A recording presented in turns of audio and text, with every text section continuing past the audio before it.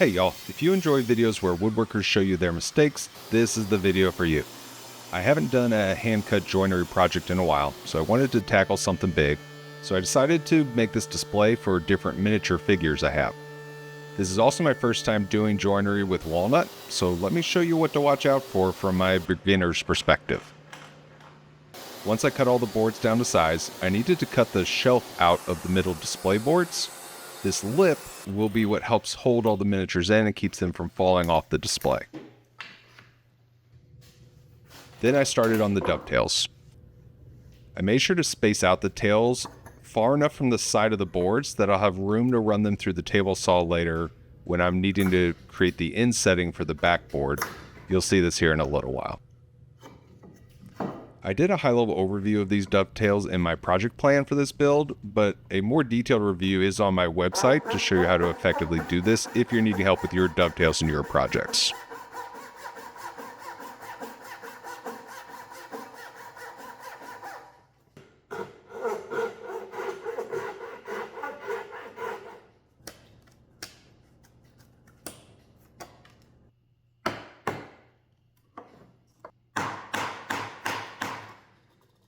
I then started marking all my boards with what the front face would be, and then transferring the tails to the bottom and top boards to cut out the pins.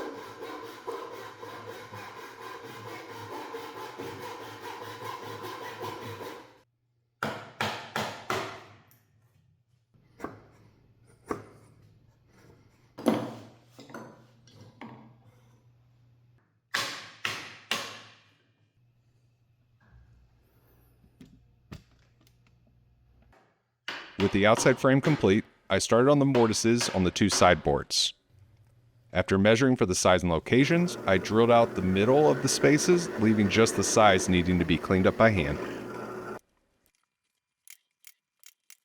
And this is where the big problem started to show up.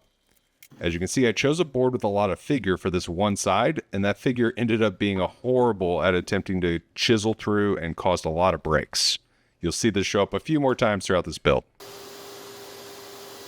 I then cut out the tenons on the middle boards. First I used a table saw to set a real clean line on where these boards will meet the sideboards. Then I chiseled down the rest of the board of that line.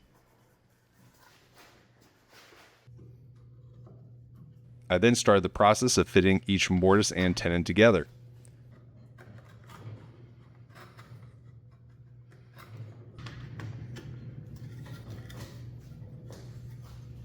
And you can see here in this rough assembly, I had a few major issues come up. So the plan is to get this glued together, and then we're going to work to patch those. Mainly because I'm worried about more will show up, and sure enough they did.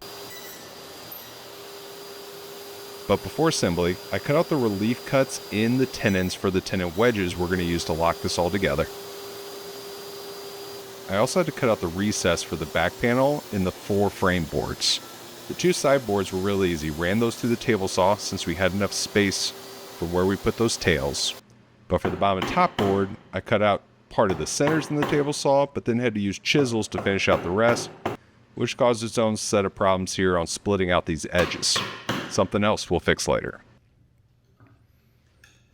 To assemble, I glued the 4 corners together with no glue on the middle boards.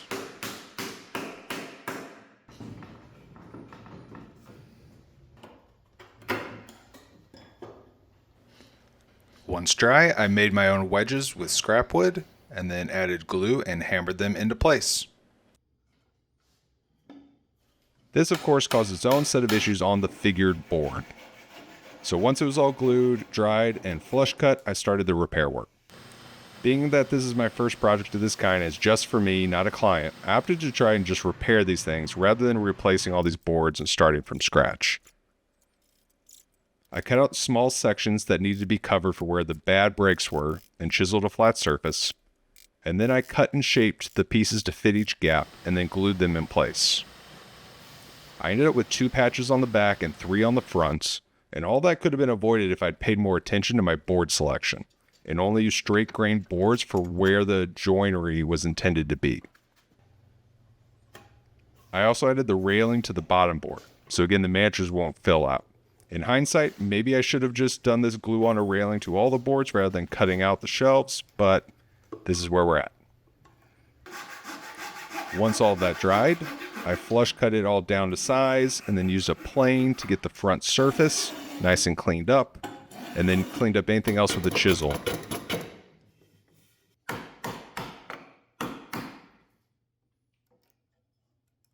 To help finalize the repairs, after sanding the entire project with 80 grit, I used all that sawdust with some glue to fill cracks and any other small defects. This is what will make it look 1,000 times better once we get all these mistakes covered up. Once that dried, I continued sanding with 120 and 150 grit. Then I sprayed the entire piece with water to get the grain raised before then sanding with 220 grit for the final sanding. I then used a hard wax oil as the finish. As you can see, this is really where the patches and the sawdust worked pretty well. You can see it really created a uniform surface across this project. To create the backboard, I cut out a small piece of plywood, sanded and stained it kind of a jet black to help it kind of fade in the background and let this frame take center stage. I attached it with pin nails to get in place, but then this French cleat we're adding is going to add real stability to it. This is a 1/2-inch French cleat that will make the frame sit slightly away from the wall.